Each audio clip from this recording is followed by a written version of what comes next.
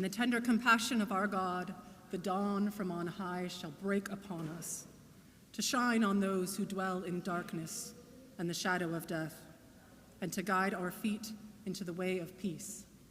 Please be seated.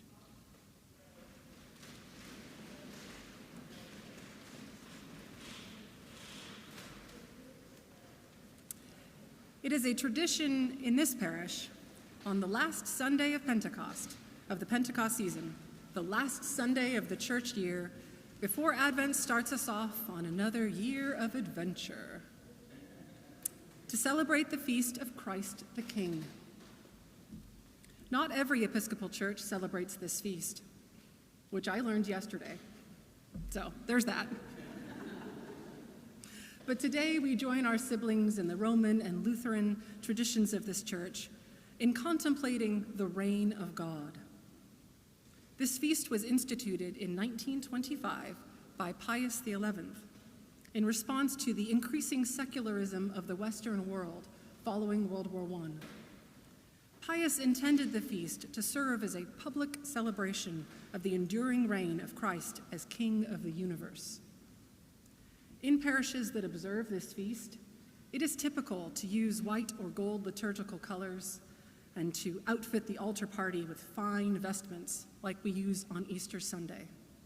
After all, our risen Lord is the King of Kings and the Lord of Lords, who unites all the world under his most gracious rule, to reference today's collect. There is nothing wrong with that level of celebration. But here at St. Luke's, we do things a little differently. The coarse cloth of our vestments, or the complete lack of vestments for the choir, and a brief hiatus from our usual stately pomp and circumstance call us to remember that our King is not like the kings of the world.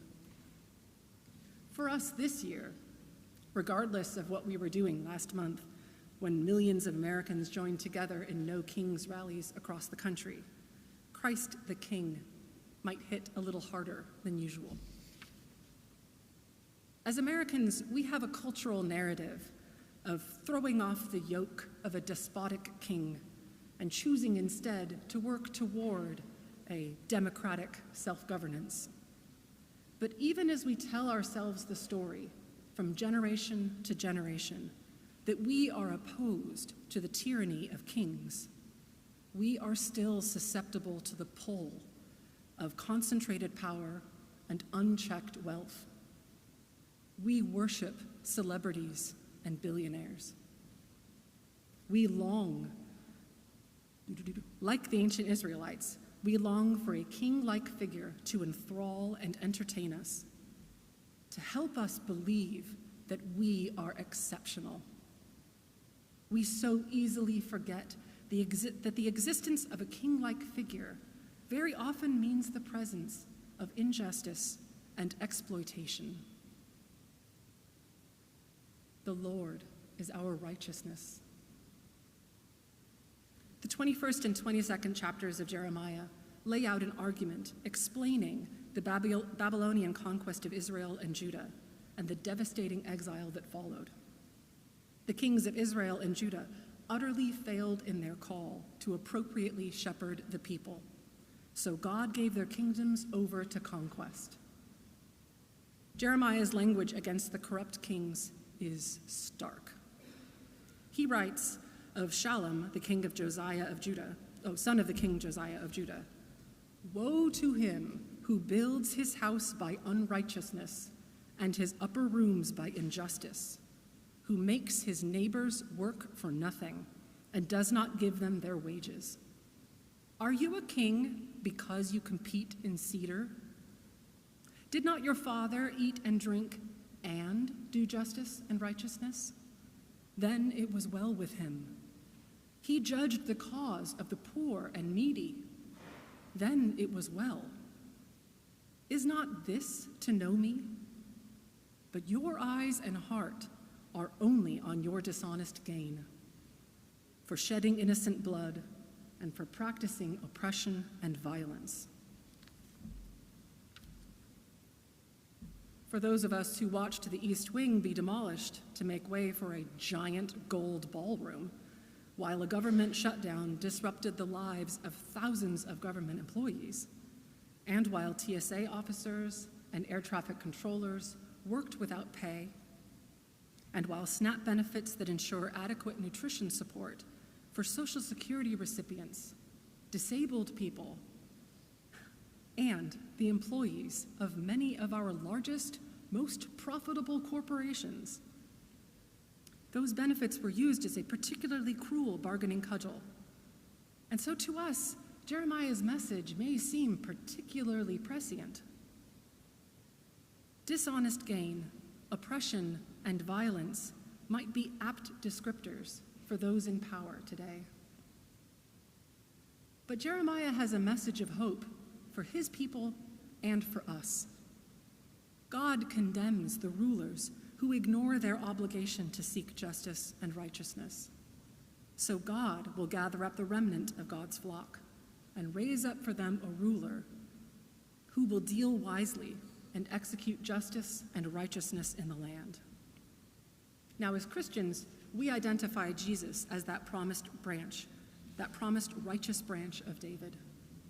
Jesus, God's anointed son, was a first-century resident of Palestine who preached a gospel of peace and radical hospitality, and who was crucified by the powerful elites of his day. Christ, our King, is inseparable from the cross and from the class of people vulnerable to crucifixion. Perhaps that is why our gospel lesson for the day comes from Luke's crucifixion narrative. In the verse before our pericope picks up, we have 2 others also, who were criminals, were led away to be put to death with him. As I was doing my Lectio Divina practice with the lectionary readings in preparation for this sermon, I kept getting caught on that word, criminal.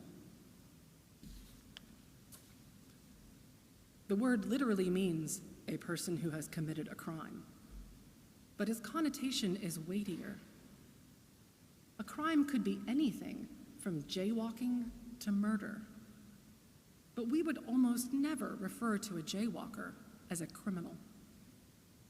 We tend to reserve that word for people whose actions or whose racial, ethnic, or social identity have placed them into another class of people altogether, the criminal class. We do not know if these men who were crucified on either side of Jesus were thieves, political insurrectionists, or merely expendable pawns whose deaths were used to distract the masses from their own oppression.